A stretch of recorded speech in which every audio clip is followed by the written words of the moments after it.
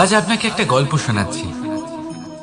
একদিন এক ব্যক্তি নিজের দ্বারে লিখে দিলেন, আজ আমি ভীষণ দুঃখী, আজ আমার সাথে কেউ দেখা করতে আসবেন না।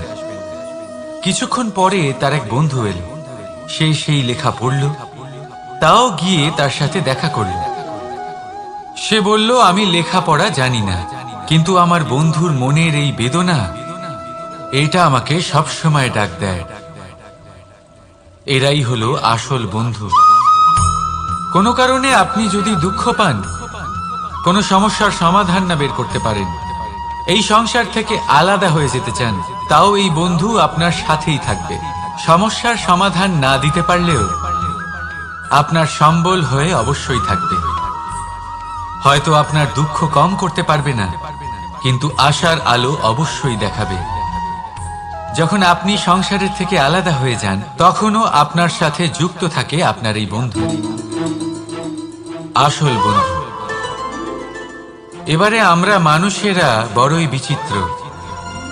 তারা সব সময় যে কোনো আর আমার সাথে প্রসন্ন হয়ে বলুন, রাধা রাধা। আমাদের মধ্যে বহু মানুষ মাঝে মাঝে নিজেকে অকর্মণ্য মনে করি, ভেবে নিই যে এত চেষ্টা করার পরেও কিছুই পেলাম না, আর হয়তো পরেও কিছুই পাব না। আর সেই জন্য নিজের জীবনের সমস্ত বোঝা অন্য কারোর কাঁধে চাপিয়ে দিই, নিজের ওপরে বিশ্বাস হারিয়ে ফেলি। কেন বুঝতে পারেন না এই কথাটা? যে যতক্ষণ না পায় কোনো কাঁটা ফুটবে, ব্যক্তি কি করে বুঝতে পারবে যে এরপর থেকে নিচে তাকিয়ে চলতে হবে? সূর্যকে নিজে জ্বলতে হয় যাতে বাকিদের প্রকাশ দিতে পারে সে। রাতের অন্ধকারের সাথে লড়াই করার জন্য চন্দ্রিমাকে আকাশে একা উজ্জ্বল হতে হয়। নদী নিজের যাত্রা কি করে করে, নিজের পথ কি করে নির্মাণ করে?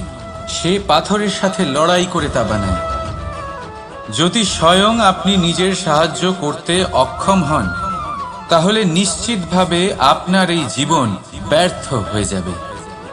তাই মনে রাখবেন, এই সংসারে নিজের জীবনের ভার নিজের কাঁধেই বহন করতে হয়। অন্যের কাঁধের ওপর শুধুমাত্র পরলোক যাত্রা হয়। সেই জন্য এই সংসারে জীবিত সেই যে আত্মনির্ভর।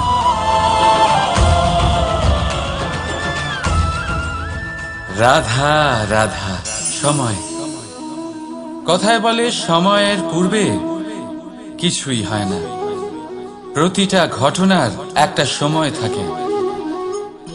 সময়ের আগে না সূর্যোদয় হয় আর না সূর্যাস্ত হয়। সময়ের পূর্বে গাছে না ফুল ফোটে না ফল ধরে।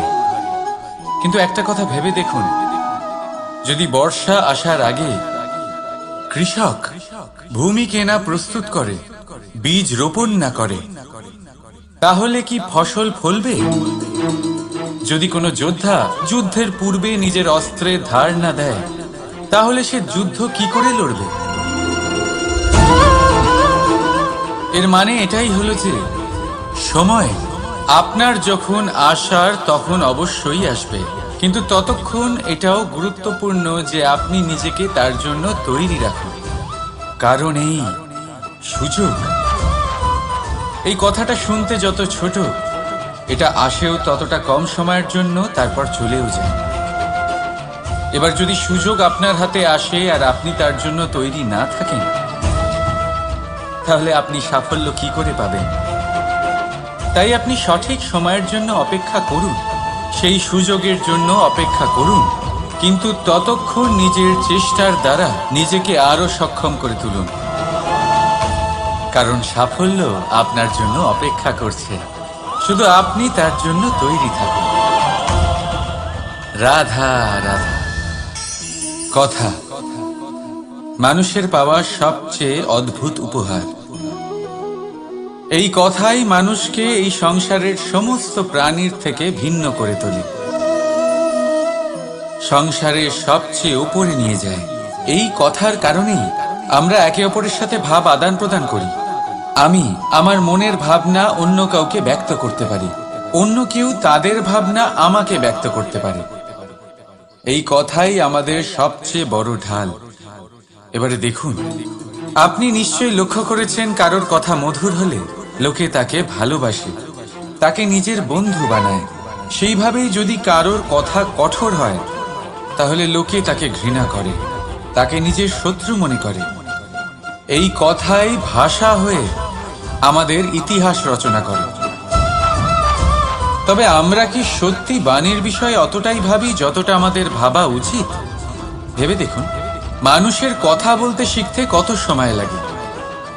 কোনো বালক 1.5 বছর বয়সে কথা বলতে শেখে, কেউ 2 বছরে, কেউ 3। এবার দেখুন, মানুষ 1.5 বছর বয়সে কথা বলতে শিখে গেলেও তার কি বলা উচিত এটা সারা জীবনেও শিখতে পারে না। এর উপরে মনোনিবেশ করুন, এটা বোঝবার চেষ্টা করুন কি বলা উচিত। নিজের কথা শুদ্ধ করুন, নিজের কথা মধুর করুন, আর সেই মধুরতার সাথে আমার সঙ্গে বলুন, রাধা রাধা। এই লক্ষ্য আসলে কি? এই লক্ষ্য তাই যা আমরা পেতে চাই। এই সংসারে সুখী কে হয়? সুখী সেই যে তার লক্ষ্য পেয়ে গেছে। দুঃখী কে হয়? দুঃখী সেই যে তার লক্ষ্য এখনো পায়নি। এবারে প্রশ্ন এখন এটাই যে লক্ষ্য সবাই পেতে চায়, লক্ষ্য পাওয়ার জন্য সবাই প্রাণপণ চেষ্টাও করে, তাহলে সবাই তাদের লক্ষ্যে পৌঁছতে পারে না কেন? ঠিক আছে, কোথাও না কোথাও কিছু না কিছু কমতি থেকেই যায়, যাই বাধা থাক। আজকে আমি আপনাকে একটা উপায় বলবো এই লক্ষ্য পাওয়ার জন্য। একটা কাগজ নিন, তাতে একটা চিহ্ন বানান, সেটাই হবে আপনার লক্ষ্য। এবারে সেই লক্ষ্যে পৌঁছানোর একটা পথ বানান। এবারে এই যাত্রাকে ভিন্ন ভিন্ন ভাগে বিভাজন করে দিন। এবারে এটা হলো আপনার পরিকল্পনা। এবার এই পরিকল্পনা ক্রমানুসারে আপনি পালন করতে থাকুন, এটাই হবে আপনার চেষ্টা। এবার এইভাবে যদি আপনি চেষ্টা করতে থাকেন, যাই আপনার কল্পনা হোক না কেন, তা বাস্তব অবশ্যই হবে। তাহলে এই কল্পনাকে বাস্তবে রূপান্তরিত করুন। এইভাবেই নিজের পরিকল্পনা পালন করতে থাকুন। আপনার যাই কল্পনা থাকুক বা যাই লক্ষ্য থাকুক, তা বাস্তবে পরিণত হয়ে আপনার হাতে অবশ্যই আসবে। রাধা রাধা। বাবার এক মিত্র ছিলেন, বড়ই দুঃখী ছিলেন, বিপদে পড়েছিলেন। কি করবেন? ব্যবসা ভালোভাবে চলছিল না, বাড়িতে শান্তি ছিল না, সমস্ত জায়গায় ক্ষতি হচ্ছিল। তাই উনি একজন জ্যোতিষীকে দেখালেন। জ্যোতিষী বললেন, আপনার যে বাড়ি আছে সেটা আপনার জন্য অশুভ, আপনার এই বাড়ি পাল্টে ফেলুন। উনি বাড়ি পাল্টে ফেললেন, তবুও ওনার সমস্যার সমাধান হলো না। তারপর একজন জ্ঞানী ব্যক্তি ওনাকে বললেন যে আপনার জামা কাপড়ের যে রং, সেটা বিপদকে আমন্ত্রণ জানাচ্ছে, এই জামা কাপড়গুলিকে পাল্টে ফেলুন। উনি সেগুলো পাল্টে ফেললেন, তাও সমস্যার সমাধান হলো না। আবার একজন জ্ঞানী ব্যক্তি বললেন যে আপনার আশেপাশে যে মানুষজন রয়েছে, তারা এটা চায় না যে আপনি সফল হন, তারা আপনার ক্ষতি চায়, তাদের সাথে সমস্ত সম্পর্ক ভেঙে ফেলুন। তো উনি সম্পর্ক ভেঙে ফেললেন, কিন্তু তাতেও ওনার জীবনে কোনো পরিবর্তন এলো না। তার মানে তিনি বাড়ি পাল্টালেন, জামা কাপড় পাল্টালেন, সম্পর্ক পাল্টালেন, যেটা পাল্টালেন না তা হলো স্বভাব। এই যে স্বভাব, এটা অত্যন্ত গুরুত্বপূর্ণ। এই স্বভাবই আপনার ব্যক্তিত্ব তৈরি করে। তাই নিজের স্বভাব শুধরে ফেলুন, তাতে ভালো পরিবর্তন আনুন, সব কিছু ভালোই হবে। রাধা রাধা। ক্রোধ। লোকে বলে যে এই ক্রোধ পাপেরই মূল, কিন্তু সত্যি কি এই ক্রোধ পাপের মূল? একটু ভেবে দেখুন, এই ক্রোধ বাস্তবে আসলে কি? এই ক্রোধ একটা অনুভূতি যা আপনার মধ্যে হঠাৎই অসীমিত তেজ সঞ্চালন করে। এবারে আমি আপনাকে কিছু উদাহরণ দিচ্ছি যাতে আপনি বুঝতে পারেন যে ক্রোধ আপনার জন্য ভালো কি না। যদি কারোর সাথে অন্যায় হয় আর এটা দেখে আপনার ক্রোধ হয়, আর এই ক্রোধ আপনাকে তার সাহায্য করতে প্রেরণা যোগায়, তাহলে এই ক্রোধ অবশ্যই ভালো। যদি কোথাও আপনি দেখেন যে কোনো নারীর উপরে অত্যাচার হচ্ছে আর সেটা দেখে আপনার ক্রোধ হয়, আর এই ক্রোধ আপনাকে তার সাহায্য করতে সাহস যোগায়, তাহলে এই ক্রোধ অবশ্যই ভালো। যদি এই সংসারে কোথাও আপনি কোনো অনৈতিক কাজ বা ছলনা দেখেন আর আপনার তাতে ক্রোধ না হয়, কিছুই অনুভব করেন না, তাহলে এটা কাপুরুষতা। তার মানে এটাই যে আপনি আপনার মনুষ্যত্ব হারিয়ে ফেলেছেন। তাই এটা বোঝার চেষ্টা করুন, আপনার ক্রোধের তেজের ব্যবহারের ওপরে নির্ভরশীল হলো এই ক্রোধ আপনার জন্য পাপের সমান, নাকি এই ক্রোধ আপনার জন্য পুণ্যের স্থাপক।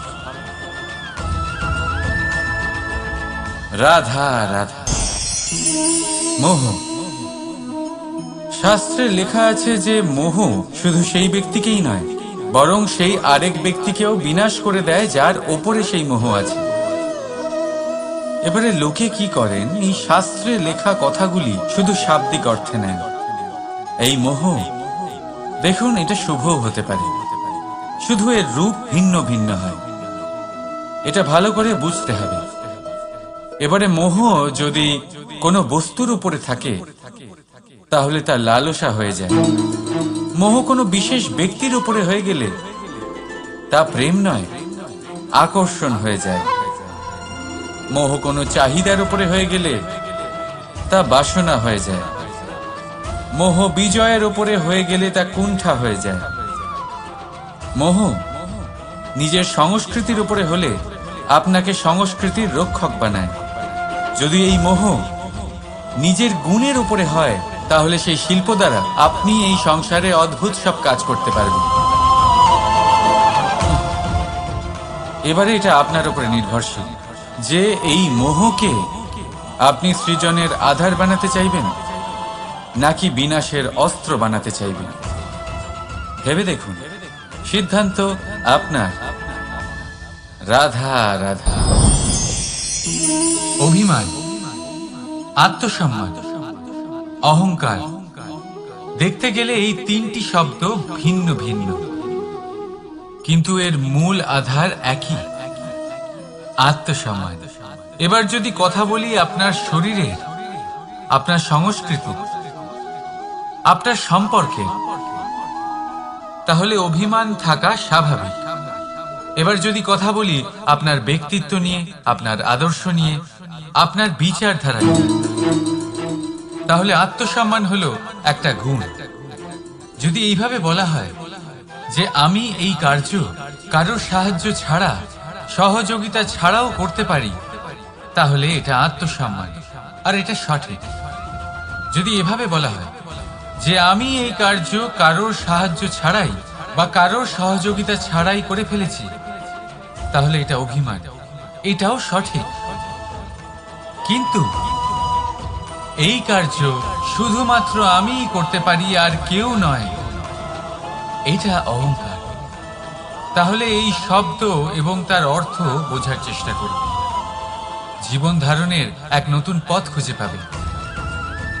রাধা রাধা। সংসারে প্রত্যেক ব্যক্তি কোনো না কোনো রূপে ঈশ্বরকে মানে। কেউ মূর্তি রূপে, তো কেউ তত্ত্ব রূপে, কেউ ভাবনা রূপে, আবার কেউ স্বভাব রূপে। কেউ নিজের মধ্যে পরমাত্মা খোঁজে, আবার কেউ অন্যের মধ্যে। কারোর কাছে জ্ঞানই পরমাত্মা। সংসারে প্রত্যেক মানুষই কোনো না কোনো রূপে তার ঈশ্বরকে পেয়েই যান। কিন্তু একটা কথা বলবো, ঈশ্বর প্রথমেই নিজের একটা স্বরূপ পৃথিবীতে আপনার কাছে পাঠিয়ে দিয়েছেন। সেই স্বরূপ হলো আপনার মাতা, আপনার মা, সেই মা যিনি আপনাকে জন্ম দিয়েছেন। কিন্তু প্রত্যেক মায়ের মধ্যে ঈশ্বর অবশ্যই থাকে। রাধা রাধা। আপনি নিশ্চয়ই দেখে থাকবেন যে প্রদীপের নিচে অন্ধকার থাকে। যে প্রদীপ সংসারকে আলোকিত করে সেই প্রদীপের নিচেই অন্ধকার। এবারে অনেক মানুষ আছে যারা এই বিষয়টা এইভাবে দেখে যে ব্যক্তি নিজের সমস্যার সমাধান করতে পারে না আর গোটা সংসারকে উপদেশ দেয়। কিন্তু এইটা দেখার আরো একটা দৃষ্টিভঙ্গি আছে, আর সেটা হচ্ছে যে স্বয়ং জ্বলে সংসারকে আলোকিত শুধু সেই করতে পারে যা রাধার বড়ই শীতল হয়। এই সংসারের পথপ্রদর্শক সেই হতে পারে, এই সংসারকে দিশা সেই দেখাতে পারে যার মধ্যে সন্তোষ। রাধা রাধা। এই প্রদীপ দেখতে পাচ্ছেন আপনি, নিজেও জ্বলে আর এই বাতিকেও জ্বালিয়ে রাখে, আর এই সংসারকে প্রদান করে প্রকাশ। অন্ধকারাচ্ছন্ন ব্যক্তিকে প্রদান করে আশার আলো। কিন্তু এটা কখনো ভাবে না যে সেই মাটি কেমন হবে যা দিয়ে এটা তৈরি করা হয়েছে, সেই কুমোর কেমন হবে যে একে আকার দিয়েছে। ভাবে না যে একে কিনেছে তার বাড়ি কেমন হবে, তা কতটা সুসজ্জিত। কিচ্ছু নয়, শুধু এই সংসারকে তৈরি করুন। রাধা রাধা। এই সংসারে প্রত্যেক ব্যক্তি বড় কিছু করতে চায়, এমন কিছু যা এই সংসারে কেউ আগে কখনো করেনি। এমন জায়গায় পৌঁছতে চায় যেখানে এর আগে কেউ কখনো পৌঁছতে পারেনি, আর কেউ এতে সফলতা অর্জন করে। কিন্তু কিছু মানুষ অসফল হয় কেন? এটাই আমার প্রশ্ন। না তো তাদের ইচ্ছেতে কোনো কমতি থাকে, না কমতি থাকে তাদের চেষ্টায়। তাহলে কেন এরা পিছিয়ে পড়ে? এর উত্তর বড়ই সরল। এই সংসার। আপনাদের বলি কিভাবে। আপনারা সকলে সংসারে মহান কাজ করতে চান, সেই মান, সেই সম্মান পেতে চান যা এর আগে কেউ কখনো পায়নি। কিন্তু আপনার সমস্যা এটাও যে এই কাজে সংসার আপনার সাথে থাকছে না। বড়ই অদ্ভুত ব্যাপার। দেখুন, ভুলে যান গোটা সংসারকে, জীবনে একা একা এগিয়ে চলুন। গঙ্গোত্রী থেকে যখন একটি জলের ফোঁটা বেরোয় তখন সেটা শুধু এক বিন্দু জল। তারপরে যখন সে তার যাত্রা শুরু করে অন্য জলের ফোঁটার সাথে মিশে, তখন সে স্রোতে পরিণত হয়, গঙ্গাতে পরিণত হয়। যদি আপনি জীবনে এগোতে চান তাহলে একলা এগোতে শিখুন, নির্ভীক হয়ে, সাহসের সাথে। ধনাত্মক চিন্তা নিয়ে জীবনে এগিয়ে চলুন, একা এগিয়ে চলুন, আর দেখবেন সেই মান, সেই সম্মান আপনার জন্যই অপেক্ষা করে আছে। রাধা রাধা। কর্ম। মানুষ সর্বদা কর্ম করতে থাকে, আর এই কর্মের জন্যই সে মান, সম্মান, ধন, প্রতিষ্ঠা লাভ করে। এবার মানুষ সবসময় চেষ্টা করে যাতে সে ভালো কর্ম করে যায়। তাহলে আপনাকে বলি, শুধু ভালো কর্ম করাই আবশ্যক নয়, তার থেকে বেশি জরুরি হলো এই খারাপ কর্মকে বোঝা আর তার থেকে দূরে থাকা। কারণ যখনই আপনি কোনো সঠিক কাজ করেন বা ভালো কাজ করেন, কেউ তা মনে রাখে না। কিন্তু এই সংসারে বিষয়টা হলো এরকম, আপনি একটা খারাপ কর্ম করুন আর সেটা সবার মনে থাকে। এই খারাপ কর্ম কাজলের এক কৌটোর মতো হয়। আপনি যতই চেষ্টা করুন বাঁচিয়ে ব্যবহার করার, কিন্তু এই কালিমা কোথাও না কোথাও অবশ্যই লেগে থাকে। সেই জন্য জীবনে ভালো কর্ম অবশ্যই করুন, কিন্তু তার থেকেও বেশি জরুরি হলো এই খারাপ কর্মের থেকে দূরত্ব বজায় রাখা, আর এটা অবশ্যই করবেন। রাধা রাধা। সংসারে সমস্ত জায়গায় এই ব্যবসা চলতে থাকে। কিছু পাওয়ার জন্য কিছু দিতে হয়, লাভের জন্য কিছু বিনিয়োগ করতে হয়। যদি কারোর অনুভূতি জানতে হয় তাহলে নিজের অনুভূতিকে ব্যয় করতেই হবে।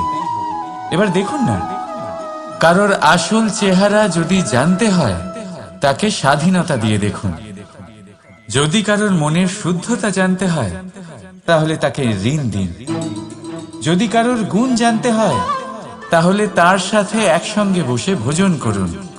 যদি কারোর ধৈর্যের পরীক্ষা নিতে হয় তাহলে তাকে তার প্রিয় কাজ করতে বারণ করে দেখুন।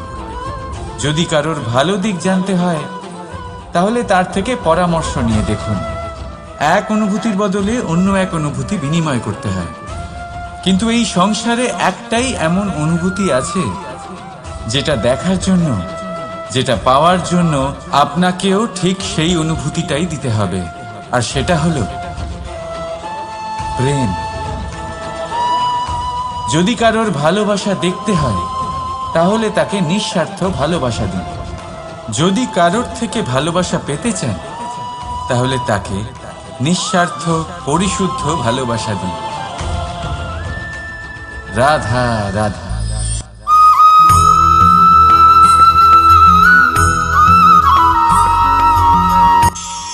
আমাদের জীবনে যখনই আমরা কোনো বড় দায়িত্বের সম্মুখীন হই তখন আমরা তার থেকে দূরে পালাই, আর এই অজুহাত দিই যে না না, এত বেশি ভার বহন করার যোগ্যতা আমার নেই, আমি করতেই পারবো না।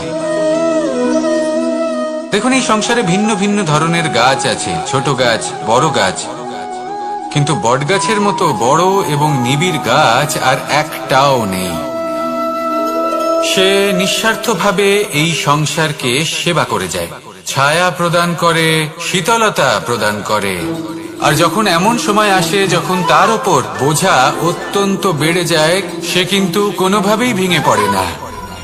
তখন সে নিজের নিঃস্বার্থ কর্মের ফল লাভ করে, সেই নিঃস্বার্থ কর্ম যা সে করেছে।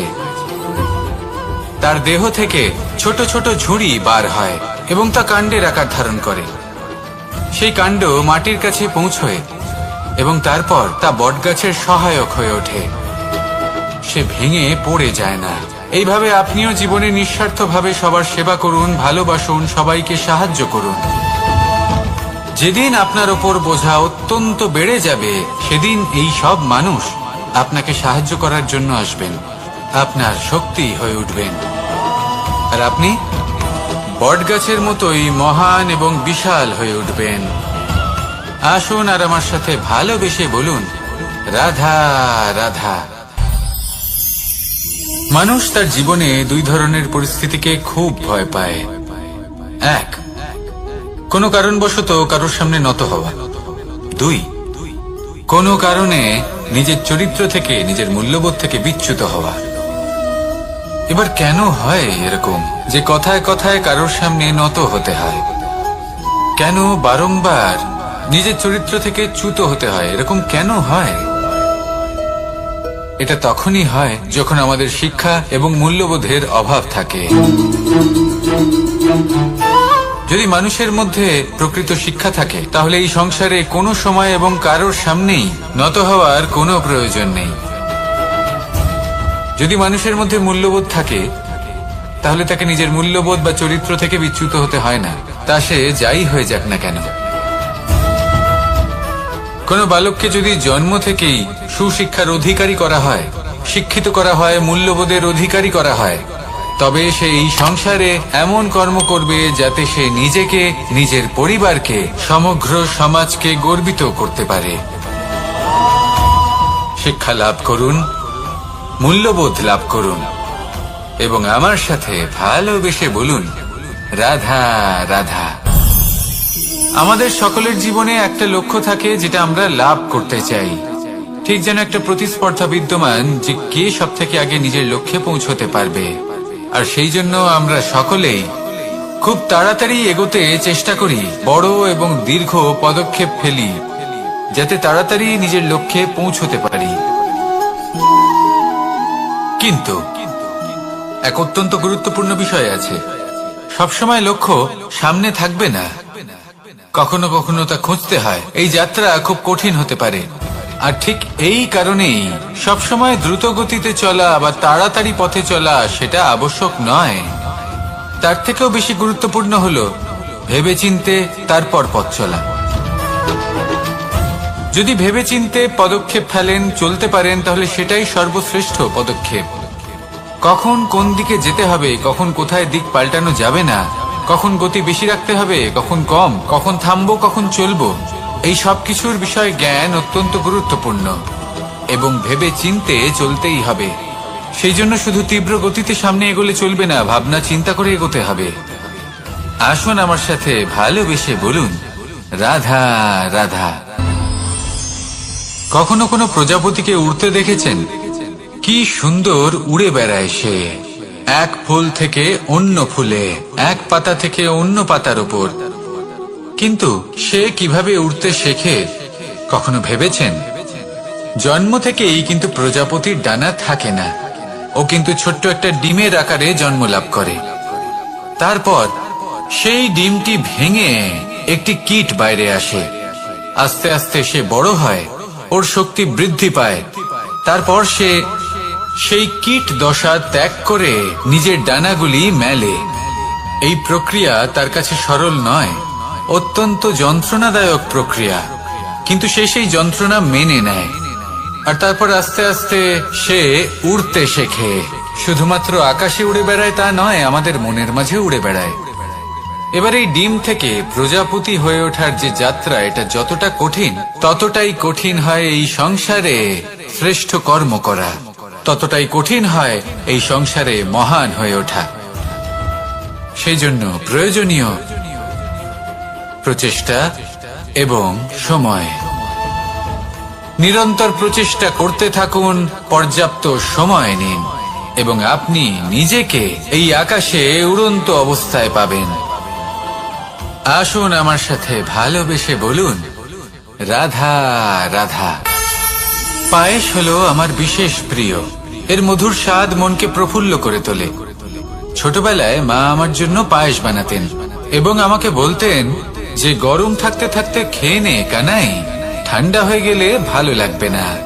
কিন্তু আমিও দুষ্টু ছিলাম, ঠান্ডা হওয়া পর্যন্ত অপেক্ষা করতাম, আর ঠান্ডা হয়ে যাওয়ার পরে মার কাছে যেতাম আর ওনাকে বলতাম যে মা, পায়েস তো ঠান্ডা হয়ে গেছে, এটা গরম করে দিন।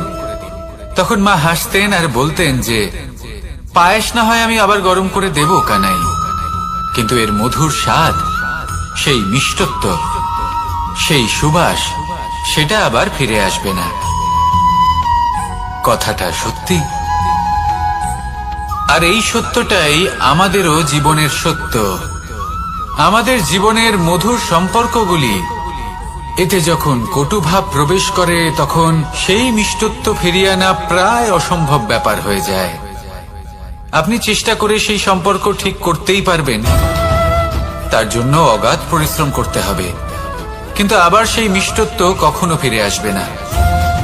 সেই জন্য আপনার জীবনের যে মধুর সম্পর্ক আছে, যতটা সম্ভব চেষ্টা করুন তাতে মিষ্টত্ব বজায় রাখতে। কটুভাব আসতে দেবেন না।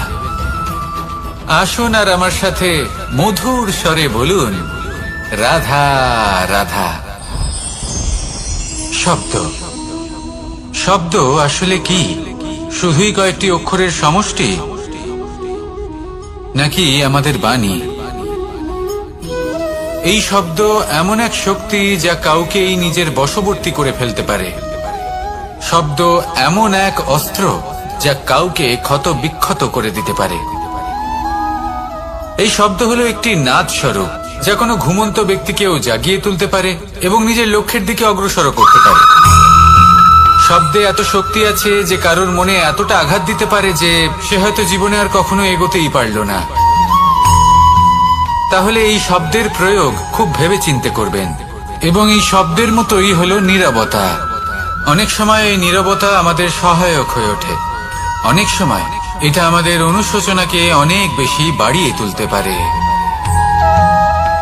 ভীষ্ম পিতামহ, অঙ্গরাজ কর্ণ, যখন দ্রৌপদীর বস্ত্রহরণ হচ্ছিল তখন এনারা নীরব ছিলেন। দুর্যোধনের বিরোধিতা করেননি, ওকে বাধা দেননি। আর তারপর কি হলো সেটা আপনারা সকলে জানেন। দেখতে গেলে নীরবতা, চুপ করে থাকা। কিন্তু যদি কোনো দুষ্টের সামনে চুপ করে থাকেন, যদি তার বিরোধিতা না করতে পারেন, তাহলে এই নীরবতাই অনেক বড় পাপের আকার ধারণ করে। মনে রাখবেন, আর আমার সাথে ভালোবেসে বলবেন, রাধা রাধা। আভূষণ। কার না ভালো লাগে এই আভূষণ? আমরা পরিশ্রম করি, ধন অর্জন করি, আর আভূষণ কিনে থাকি, কখনো নিজের জন্য, কখনো বা তাদের জন্য যাকে আমরা ভালোবাসি, বা তাদের জন্য যাকে আমরা সম্মান করি। হয়তো সেই জন্যই সীতা চূড়ামণি ধারণ করেছিলেন এবং আমি সামন্তকমণি। কিন্তু এটাই কি সেই প্রকৃত আভূষণ যা আপনার মূল্য বৃদ্ধি করে? না। শ্রীরামের আভূষণ হলো ওনার নম্র ভদ্র ব্যবহার। মাতা সীতার আভূষণ হলো ওনার সততা, ওনার নিষ্ঠা, ওনার ত্যাগ। অর্জুনের আভূষণ ছিল ওনার একাগ্রতা। রাধার আভূষণ ওনার প্রেম। এই আভূষণ কোথাও নেই, আপনার মনে আছে। যদি আপনার মনে মিষ্টতা থাকে, তা শান্ত হয়, তাতে সততা থাকে, নিষ্ঠা থাকে এবং প্রেম থাকে, তাহলে আপনার অন্য আর কোনো আভূষণের কোনো প্রয়োজন নেই। আপনি যতই ভিড়ের মাঝে থাকুন, আপনার ঔজ্জ্বল্য চোখে পড়বে। আসুন আর আমার সাথে ভালোবেসে বলুন, রাধা রাধা। এই সংসারের সব থেকে বড় সত্যি হলো জন্ম এবং মৃত্যু।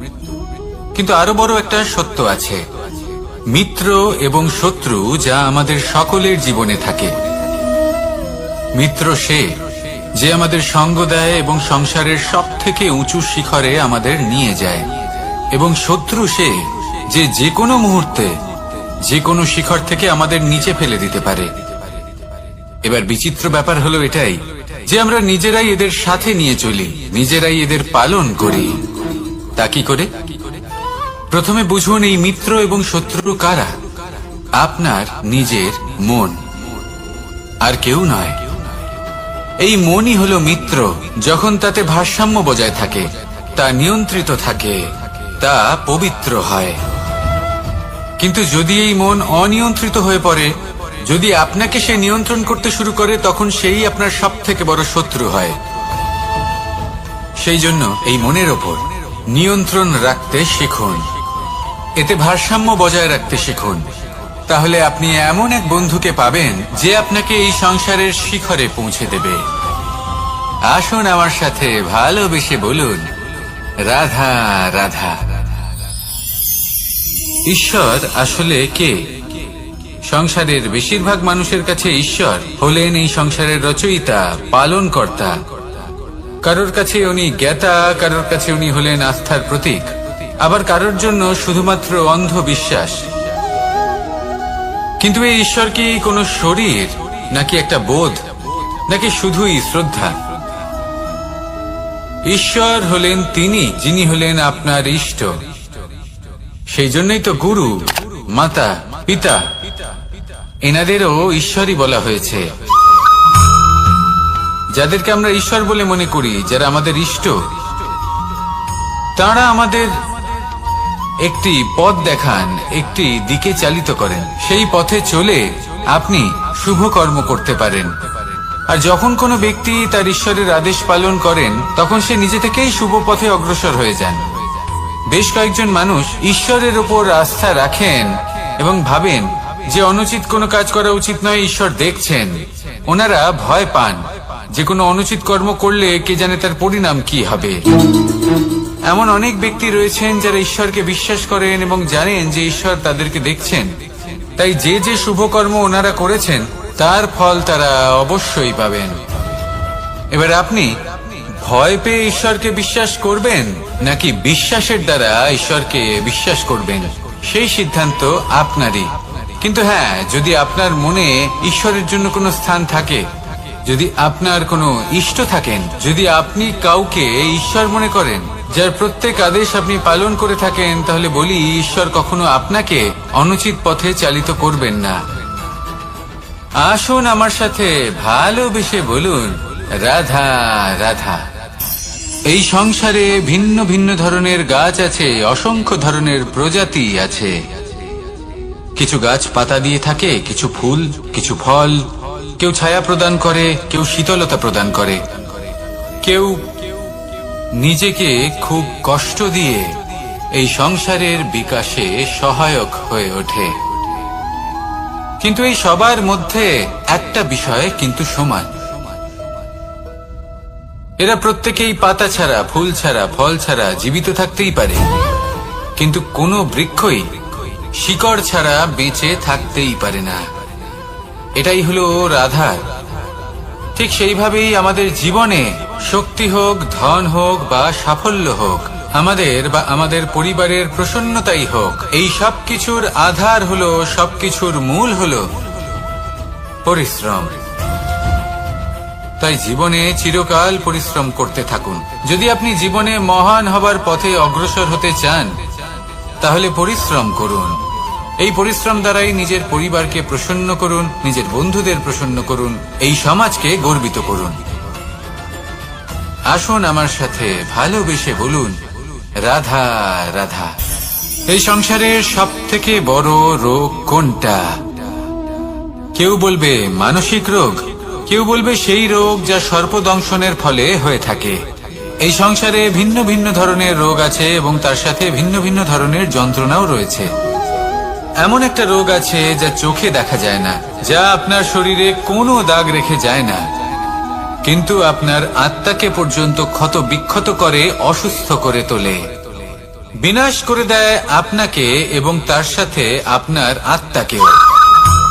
এই অসুখের নাম হলো লালসা। লালসা, যে কর্ম সাধন করেছেন তার থেকে বেশি ফল লাভ করার আশা। লালসা, যা আজ আছে তার থেকে অনেক বেশি লাভ করার ইচ্ছে। এই ইচ্ছে এই সংসারে সবার থেকে এগিয়ে থাকার আপনাকে প্রেরণা যোগাবে, কিন্তু তার জন্য আপনাকে অপরাধযোগ্য কাজ করতে উৎসাহিত করবে। আপনার বন্ধু, আপনার আত্মীয়, আপনার পরিবার, এই সবার থেকে আপনি কখন দূরে চলে যাবেন আপনি বুঝতেই পারবেন না। উচিত অনুচিত কোনটা, ধর্ম অধর্ম কোনটা, সব ভুলে যাবেন আপনি। সেজন্য মনে রাখবেন, নিজের জীবনে যদি আপনি লালসার থেকে নিজেকে দূরে রাখতে পারেন, তাহলে এর অর্থ হলো যে আপনি এই সংসারের সব থেকে বড় অসুখের ওপর বিজয় লাভ করেছেন। আসুন আমার সাথে ভালোবেসে বলুন, রাধা রাধা।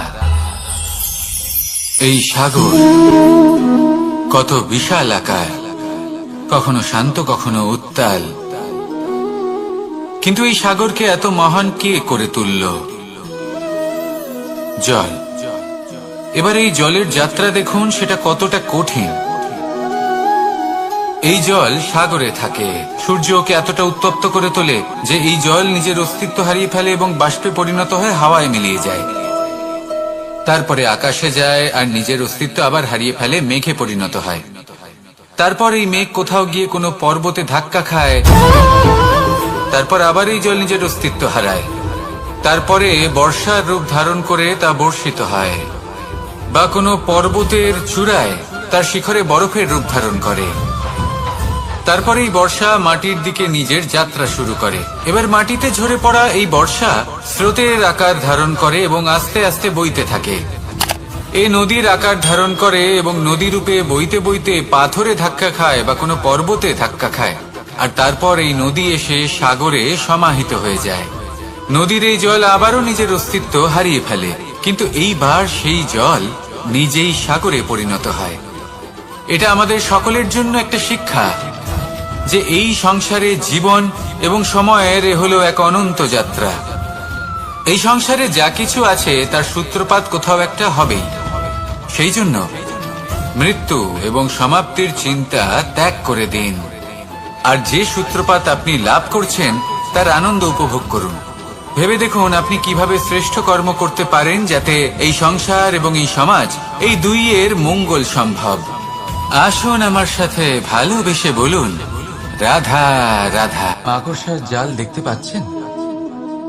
মাকড়সারা ভীষণ পরিশ্রম করে এটা তৈরি করে। নিজের শরীরের রস দিয়ে এই জাল বোনে। আপনি কি এটার উদ্দেশ্য জানেন?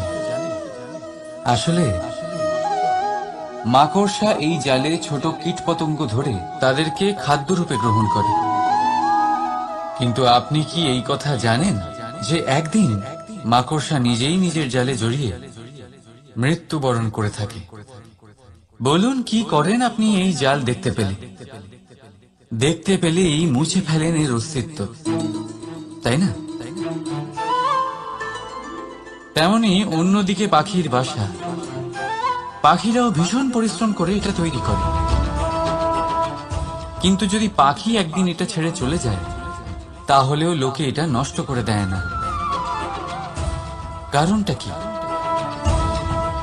এর কারণ হলো এর নির্মাণ জীবন সঞ্চারের জন্য করা হয়েছিল, নষ্ট করার জন্য নয়। তাই মনে রাখবেন, জীবনে আপনার পরিশ্রম যতই বেশি হোক না কেন, যদি আপনার লক্ষ্য শুভ না হয়, তাহলে আপনারও বিনাশ নিশ্চিত। তাই সৃজন করতেই থাকুন আর মুগ্ধ হয়ে বলুন, রাধা রাধা।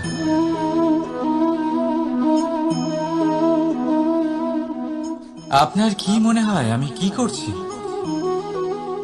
আপনি বলবেন আমি প্রদীপ জ্বালাচ্ছি। সঠিক। কিন্তু প্রশ্ন হচ্ছে যে আমি কি আপনাকে বলেছি যে একে প্রদীপ বলা হয়? না। এই প্রদীপ কি নিজেই নিজের পরিচয় আপনাকে দিয়েছে? না। তাহলে আপনি কি করে জানলেন যে একে প্রদীপ বলা হয়? উত্তর হচ্ছে, পড়বে যে লোকে আপনাকে প্রদীপ ভেবে ভালোবাসবে নাকি সাপ ভেবে ভীত হয়ে থাকবে। রাধা রাধা। সময় কত বিচিত্র হয়। সময় আমাদের পক্ষে থাকলে আমরা নিজেদের রাজা মনে করে নিই, আর সেই সময় যদি বিপক্ষে চলে যায়, তাহলে নিঃস্ব হতে সময় লাগে না। তাই মানুষের একটা অভ্যেস আছে, খারাপ সময়ের জন্য কিছু সঞ্চয় করা। আত্মীয়, বন্ধু খারাপ সময় পাশ থেকে সরে যায়। যশ, মান প্রতিকূল সময় চিরস্থায়ী হয় না। তাই মানুষ মনে করে অর্থ সঞ্চয় করাই শ্রেয়। অর্থের কোনো হৃদয় নেই যা সময়ের সাথে পরিবর্তিত হবে। সংসার বলে সর্বদা অর্থ সঞ্চয় করতে থাকুন। খারাপ সময় অবশ্যই কাজে লাগবে, কিন্তু আমি বলবো শুভ কর্ম করতে থাকুন, আনন্দে থাকুন, নিজের ওপর আর ঈশ্বরের ওপরে বিশ্বাস রাখুন। খারাপ সময় কখনো আসবেই না। রাধা রাধা। প্রকৃতি মানুষকে এক বিশেষ শক্তি দিয়েছে, অন্য জীবের থেকে বেশি শক্তি দিয়েছে।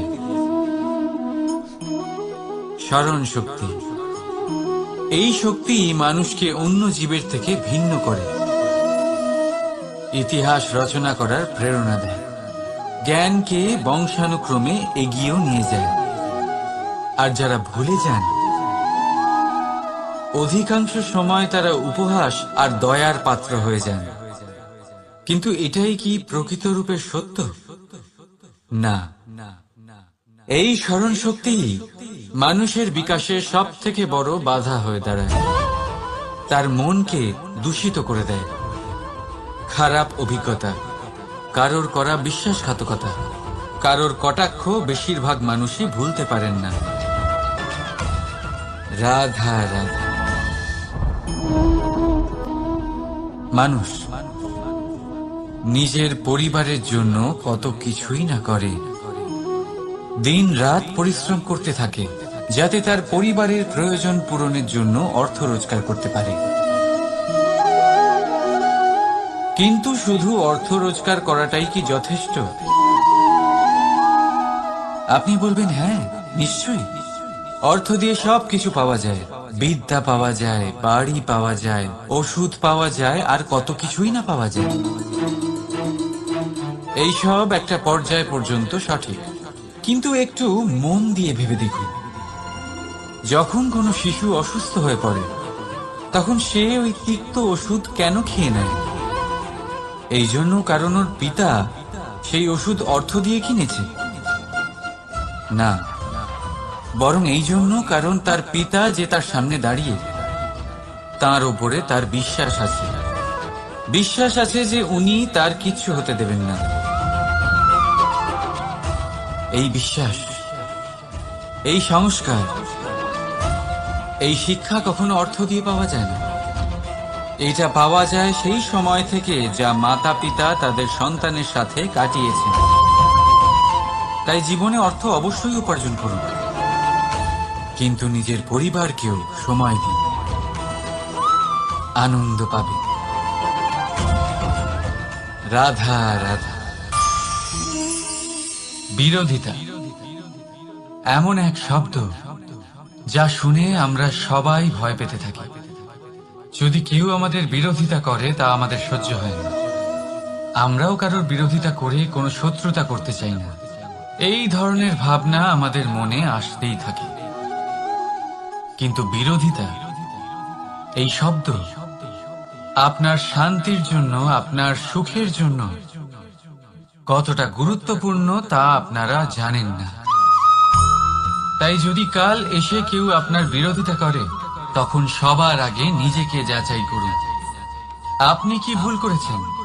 আপনার দোষ কি? নিজের মধ্যে কি ত্রুটি আছে সেটা বোঝার চেষ্টা করুন, নিজেকে সংশোধন করার চেষ্টা করুন। তারপর দেখুন, বিরোধিতার এই আগুন আপনাকে স্বর্ণ থেকে কুন্দন বানিয়ে তুলবে। বলা হয় এই সংসারে খারাপ বেড়েই চলেছে, কিন্তু তার কারণ এ নয় যে খারাপ মানুষ বেড়ে চলেছে। তার কারণ হলো যে ভালো মানুষ, যাদের ভালো চিন্তা, ভালো বিচারধারা আছে, তারা খারাপের বিরোধিতা করতে পারেন। যদি আপনার সম্মুখে কোনো খারাপ কর্ম হয়, তাহলে তার বিরোধিতা করতে সংকোচ করবেন না,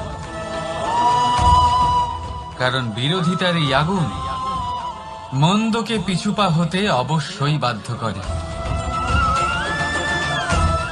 রাধা রাধা।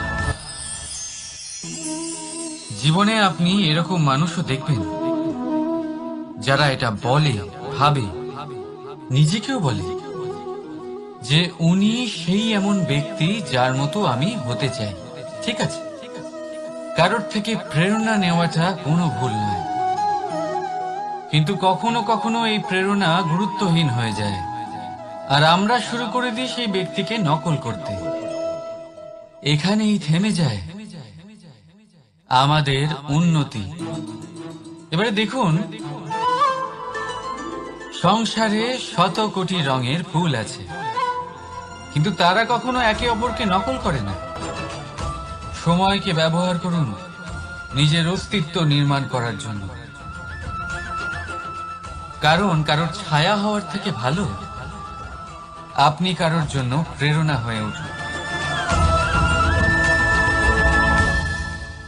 রাধা রাধা।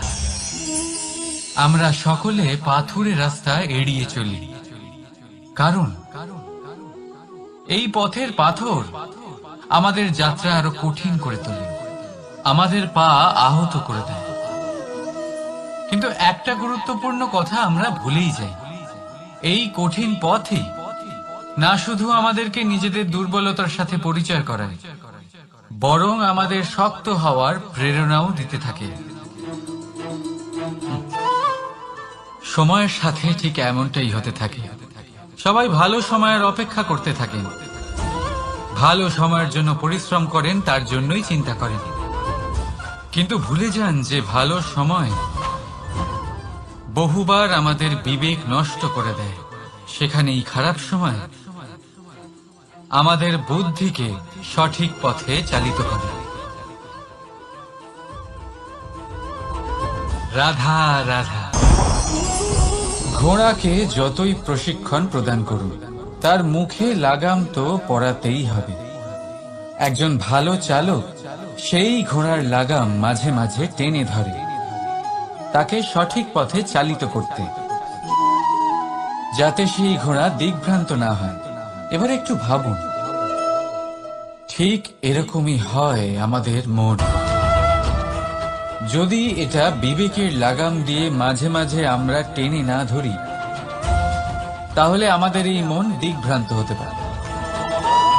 আর যদি আপনি আপনার লক্ষ্যে পৌঁছতে চান, তখন মনের এই লাগাম মাঝে মাঝে আপনাকে অবশ্যই টেনে ধরতে হবে, কারণ বিবেকের এই পথ প্রদর্শনই আপনাকে ভালোভাবে আপনার লক্ষ্যে পৌঁছে দেবে। মনে রাখবেন, আর আমার সাথে ভালোবেসে বলবেন, রাধা রাধা। আপনি কখনো জাঁতা কল দেখেছেন? তাতে গম পেশা হয়। গমকে এমন ভাবে পেশা হয় যাতে আমরা তা খেতে পারি, জীবিত থাকতে পারি। আর যদি আপনি মন দিয়ে দেখেন, তাহলে কলের নিচের অংশ কখনো ঘোরে না, শুধুমাত্র উপরের অংশই ঘোরে। আর তবেই তা গম পিষতে পারে, আর তবেই রুটি তৈরি হতে পারে। কিন্তু ভেবে দেখুন, যদি কলের দুটো অংশই ঘুরতে থাকে, তাহলে কি হবে? তা গম পেশার বদলে একে অপরকে পিষে নিজেদের অস্তিত্ব শেষ করে দেবে। তাই জীবনে কোনো কাজ যখন মন আর মস্তিষ্ক মিশিয়ে করা হয়, তখনই তা সম্পন্ন হয়। কিন্তু যখন বিষয় হলো ভক্তির, তখন মস্তিষ্কের যুক্তির মৌন থাকা প্রয়োজন। আর যখন বিষয় হলো কর্ম আর ন্যায়, তখন মনের আবেগের মৌন থাকা প্রয়োজন। তাই মন আর মস্তিষ্কের এই সম্মিলনে সতর্ক থাকবেন। একসাথে অবশ্যই চলবে, কিন্তু একে অপরের বাধা যেন না হয়ে দাঁড়ায়। রাধা রাধা। আমি একটা এমন শব্দ যার অনেকগুলি মানে হয়, যার আসল অর্থ হল অহং। যদি আপনি কথা বলেন সৃষ্টির নির্মাণ নিয়ে, তাহলে আমি ব্রহ্মদেব হয়ে সৃষ্টির নির্মাণ করবে। যদি আপনি কথা বলেন প্রলয়ের, তাহলে সেই আমি মহাদেব হয়ে বিনাশ করবে। এই আমি সঙ্গতিপূর্ণ, কিন্তু শুধু ততক্ষণ যতক্ষণ আপনি এটা সবার সাথে ভাগ করছেন। কিন্তু আমরা বহুবার এর মানে বুঝতে পারি না। এই অহংকে সীমিত করে দিই একটা ব্যক্তি অবধি, শুধু নিজে। আর তখনই জেগে ওঠে অহংকার, যাতে প্রাধান্য পায় শুধুমাত্র আমি, আমরা নয়। আর একজন ব্যক্তি একা না উৎপাদন করতে পারে আর না করতে পারে সৃজন। এবারে দেখুন, বৃষ্টির এক ফোঁটা, তারও অস্তিত্ব আছে, কিন্তু তা ধরিত্রীতে পড়লেই সমাপ্ত হয়ে যায়। কিন্তু যখন ফোঁটাগুলি একসাথে পড়ে, তখন শুরু হয় বর্ষা, আর তখনই তৈরি হয় ধারা। রাধা রাধা। বলুন, কি দেখতে পাচ্ছেন আপনি? আমার হাতের এই সাদা বস্ত্র, নাকি এতে লেগে থাকা এই কালো দাগ? এবারে সত্যি কথা বলতে কি, আপনার নজর সবার আগে এই কালো দাগের উপরে গেছে। ঠিক আছে, এমনই তো হয়। ভীষণ কম মানুষ থাকেন যারা ভাবেন কোনো ব্যক্তি ভীষণ পরিশ্রম করে এই বস্ত্র ধুয়েছেন, এটা শুকিয়েছেন। বেশিরভাগ মানুষের নজর যায় এই দাগের উপরে, ভাবেন যে এটা কি করে লাগলো। কিছুটা এরকমই হয় আমাদের ব্যক্তিত্বের সাথে। আমাদের শুভ কর্মের উপরে আমাদের একটা খারাপ কর্ম ভারী মনে হয়। এবারে ভাবুন, যদি আমি চন্দ্রের কথা বলি, তাহলে তার শীতল আলো দেখার পূর্বে তার কলঙ্ক লক্ষ্য করেন, সেই চাঁদে লেগে থাকা কালো দাগ দেখে নেন। সেই জন্যই বিশেষ করে যারা শুধুমাত্র শুভ চিন্তা করেন আর উপকারী কর্ম যারা করেন তাদের আমি বলবো সাবধানে থাকবেন, কারণ আপনার একটা খারাপ কর্ম চিরকালের জন্য উদাহরণ হয়ে দাঁড়াবে। রাধা রাধা। সাফল্য। যদি আপনাকে জীবনে সাফল্য পেতে হয় তাহলে আপনি একাধিক মানুষ পাবেন যারা একাধিক উপায় বলবে আপনাকে সাফল্য পাওয়ার। দীর্ঘ সময় ধরে পরিশ্রম, চেষ্টা, নির্ধারণ, নিষ্ঠা এই বিষয়ে ভাষণ দিতে থাকবেন। একাধিক রকমের উদাহরণ আপনার সামনে তুলে ধরবেন। কিন্তু আমার এটা মনে হয় আমরা কেন সেই বিষয়ে কথা বলি না যা মানুষকে অসফল করে তোলে। শুধু দুটো ব্যাপার অসফল হওয়া নিশ্চিত করে। শুধু দুই ধরনের মানুষ বেশিরভাগ অসফল হন। প্রথম তারা যারা ভাবে অনেক কিছু কিন্তু কিছুই করে না, আর দ্বিতীয় তারা যারা অনেক কিছু করতে থাকে কিন্তু ভাবনা চিন্তা না করে। ভাবনা আর কর্ম এদের মাঝে সামঞ্জস্য রাখা খুব জরুরি। যদি এটা থাকে তাহলে জীবনে কখনো অসফল হবেন না। রাধা রাধা। আপনি অনেককে এই কথা নিশ্চয়ই বলতে শুনেছেন, এই ব্যক্তির দৃষ্টিতে দম্ভ আছে, এই ব্যক্তির চোখের ওপর অহংকারের পর্দা পড়ে আছে, ইত্যাদি ইত্যাদি। চলুন আমি আপনাকে একটা প্রশ্ন করছি, আপনি দেখেন কি দিয়ে? দৃষ্টি দিয়ে নাকি দৃষ্টিভঙ্গির সাহায্যে? ভাবুন। চিন্তায় পড়ে গেলেন নিশ্চয় পরিচয়ের সাথে সাক্ষাৎ করা। উদাহরণ হিসেবে চন্দ্র। চন্দ্র আমরা সবাই দেখেছি। বহু মানুষ আছেন যাদের চন্দ্র অত্যন্ত সুন্দর লাগে। পাথরকে ভগবান ভেবে পুজো করবেন নাকি ভগবানকে পাথর ভেবে পরিত্যাগ করবেন? সিদ্ধান্ত আপনার, কিন্তু এই সিদ্ধান্ত নির্ভর করে আপনার দৃষ্টিভঙ্গির ওপর। তাই নিজের দৃষ্টিভঙ্গি শুভ রাখুন, নিজের দৃষ্টিভঙ্গিতে ভালোবাসা রাখুন, আর আনন্দে বলুন রাধা রাধা।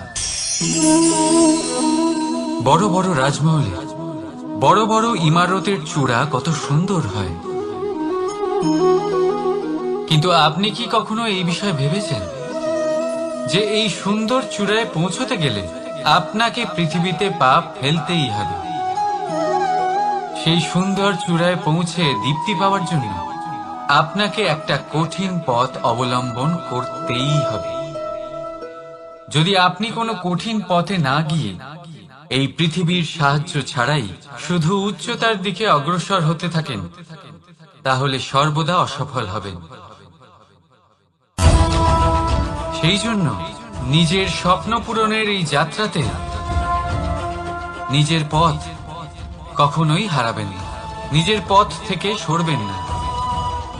যদি এমন করেন তাহলে তো আপনার স্বপ্ন পূরণ হবেই না, তার সাথে আপনি নিজের পথও হারাবেন। রাধা রাধা। কৌতুক অর্থাৎ হাসি, এটা জীবনে কতটা গুরুত্বপূর্ণ। আমরা সর্বদাই হাসতে চাই, আমরা সর্বদা অন্যের মুখে এই হাসি দেখতে চাই। কিন্তু এই কৌতুক অনেক প্রকারের হয়, আর এই কৌতুকের ভিত্তি কি সেটাও খুব গুরুত্বপূর্ণ। কৌতুক কেবল তখনই পাবেন যখন তা শুদ্ধ মন থেকে আসবে। কৌতুক তখনই পাবেন যখন তা শান্ত আর অপমানিত ব্যক্তির মন তিক্ত হয়ে থাকে। তাই মনে রাখবেন যে এই কৌতুক যেন কৌতুকই থাকে, তা উপহাস বা কটাক্ষ না হয়ে যায়। রাধা রাধা। মানুষ এই শব্দের সূচনা হয় মন থেকে, আর সেই জন্যই হয়তো আমাদের এই মন এতটা গুরুত্বপূর্ণ। এবারে দেখুন না, আমাদের মনই সবকিছু চালনা করে। মনই সেই যে কল্পনা করে, মনই সেই যা কল্পনাকে বাস্তবে পরিণত করার জন্য পরিশ্রম করতে আমাদের প্রেরণা যোগায়। মনই সেই যা লোভের জালে জড়িয়ে পড়ে। মনই সেই যা অভিমানের পর্দা দিয়ে ঢেকে যায়। আর এই মনই সেই যা আপনাকে বিনাশের দিকে টেনে নিয়ে যেতে পারে। কিন্তু যদি তা পরোপকার করার ইন্ধন পায়, তাহলে এমন কোনো মহান কাজ নেই যা আপনি করতে পারবেন না। কিন্তু এই মন কি? এটা বোঝানো যায় দুটো শব্দের মাধ্যমে, দুটো সহজ শব্দ। প্রথম, একজন কুশল সেবক। দ্বিতীয়, একজন সংকট প্রবণ মালিক। যদি আপনার এই মন আপনার নিয়ন্ত্রণে থাকে, তাহলে সে হলো আপনার সেবক। তাই আপনার অস্তিত্ব আছে। কিন্তু যদি আপনার মন আপনার কর্মের উপরে নিয়ন্ত্রণ করে, তাহলে এই মন আপনার মালিক, আর তখন আপনার বিনাশ নিশ্চিত। তাই নিজের এই মনকে নিয়ন্ত্রণে রাখুন, কিন্তু ভালোবেসে। আসুন আমার সাথে আনন্দে বলুন, রাধা রাধা। এই সূঁচ দেখতে পাচ্ছেন আপনি? এটা শুদ্ধ লোহা দিয়ে তৈরি। বস্ত্র সেলাই করার কাজে লাগে, অস্ত্রোপচারে কাজে লাগে। কিন্তু আপনি কি কখনো ভেবে দেখেছেন এই সূঁচ কিভাবে তৈরি হয়? লোহার এক বড় অংশকে পিটিয়ে পিটিয়ে টেনে টেনে তাকে পাতলা বানানো হয়। এরপরেই আমরা পেয়ে থাকি সূঁচ। ভাবুন, যদি লোহার টুকরোতে অনর্গল প্রহার করার ফলে একটা লোহার টুকরো সূঁচে পরিণত হয়, তাহলে আমাদের জীবনে অনর্গল চেষ্টা করার ফলে জীবনের সমস্ত অংশকে আমরা কত প্রভাবশালী কাজে পরিণত করতে পারি। শুধু প্রয়োজন দৃঢ় নিশ্চয়তা। তাহলে আসুন আমার সাথে ভালোবেসে বলুন, রাধা রাধা। বিশ্বাস, জীবনে বিশ্বাস কতটা গুরুত্বপূর্ণ। একজন স্ত্রী তার স্বামীর হাত ধরে যে কোনো জায়গায় যেতে পারেন। এর কারণ হলো বিশ্বাস। তার নিজের স্বামীর ওপরে বিশ্বাস আছে। যখন একজন মা তার ছোট বাচ্চাকে কোলে তুলে হাওয়ায় ওঠায়, তখন সেই বাচ্চা ভয়ভীত হয়ে যায় না। তার কারণ হলো বিশ্বাস। তার বিশ্বাস আছে যে তার মা তার কিচ্ছু হতে দেবে না। এক বৈদ্যের দেওয়া ঔষধ সন্তান কিছু না বুঝে শুনেই খেয়ে ফেলে। সেই বৈদ্যের জ্ঞানের বিষয়ে তার কোনো ধারণাই থাকে না। শুধু নিজের পিতার উপরে বিশ্বাস আছে যে তার পিতা তাকে খারাপ কিছুই দেবে না। যখন এই সংসারের প্রতিটা বন্ধন বিশ্বাসের উপরে দাঁড়িয়ে আছে, তাহলে কেন এই বিশ্বাসকে আমরা জীবনে আনতে পারি না? আপনি নিজেই দেখুন, এই বিশ্বাস নিজের জীবনে এনে দেখুন, সবকিছু আরো সুন্দর হয়ে যাবে। তাই ভালোবেসে বলুন, রাধা রাধা।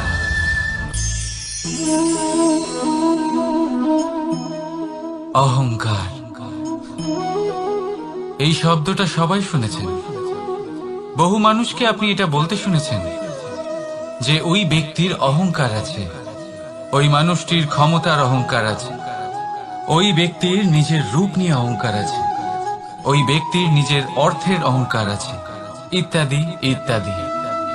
কিন্তু এই অহংকার এর অস্তিত্ব হয় কি করে?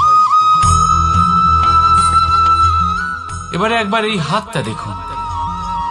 যদি এই হাতের 5 আঙ্গুল উঠে দাঁড়ায়, আশীর্বাদ। আর যদি এই হাতের 5টা আঙ্গুল একসাথে মুঠো হয়ে যায়, শক্তি, সংকটের বিরুদ্ধে ঢাল। কিন্তু এই একটা আঙ্গুল সংকটের কারণ হয়ে দাঁড়াতে পারে। এই একটা আঙ্গুল শত্রুকে আহ্বান জানায়। এবার অহংকার বলে এই শব্দটাই দেখে নিন। আমাদের থেকে আলাদা হয়ে গেলে হয় অহং। অহং অর্থাৎ ব্যক্তির মনে হয় যে সে আপনদের থেকে, নিজের বন্ধুদের এবং সঙ্গীদের থেকে, নিজের পরিবারের থেকে অনেক উপরে, অনেক শ্রেষ্ঠতর সে। কিন্তু মনে রাখবেন, এই অহংকার কোন ব্যক্তির অস্তিত্বের বিনাশের প্রথম ধাপ। তাই ঝেড়ে ফেলে দিন এই অহংকারকে, আর বিশ্বাস করুন আমাদের ওপর, কারণ তখনই আপনি শান্তি পাবেন। আর সেই শান্তির সাথেই বলে উঠবেন, রাধা রাধা।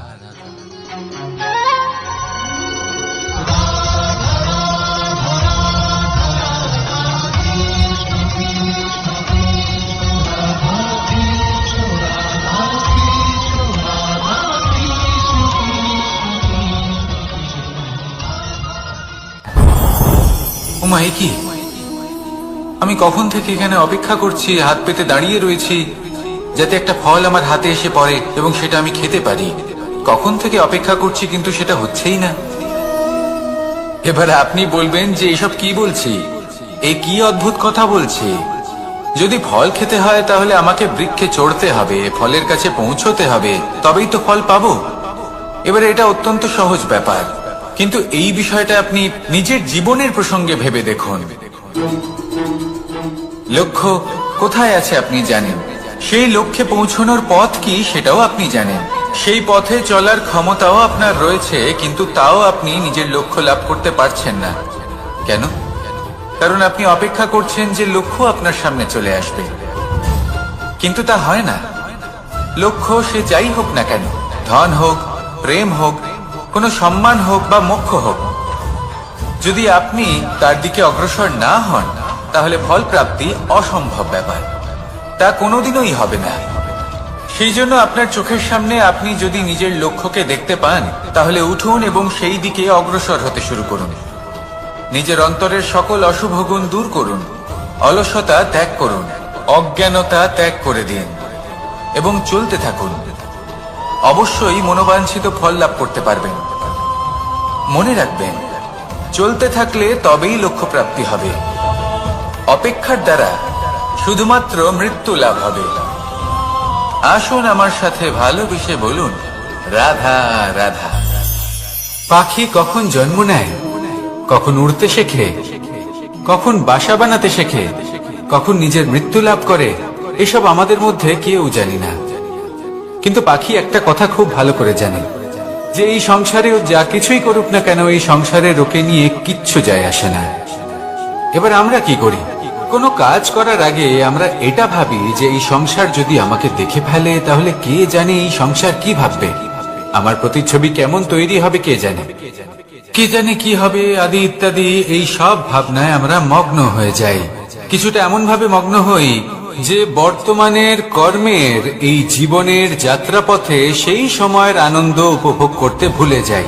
এবার দেখুন একটা পাখি কি করে, ওর কর্ম হলো গান গেয়ে চলা।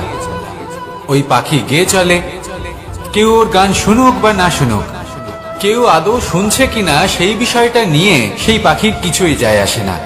সেই পাখি নিজের কর্ম করতে থাকে। হয়তো সেই জন্যই আপনি কখনো কোনো পাখিকে কাঁদতে দেখবেন না। এরকমই আপনাকে নিজেকে গড়ে তুলতে হবে। প্রথমে নিজেকে জিজ্ঞেস করুন, এই যে কর্ম আমি করতে চলেছি সেটা কি উচিত? যদি আপনার মনে হয় সেটা উচিত, তাহলে সেটা প্রমাণ করুন। এটা ভাববেন না যে এই সংসার কি ভাববে। আসুন আর আমার সাথে ভালোবেসে বলুন, রাধা।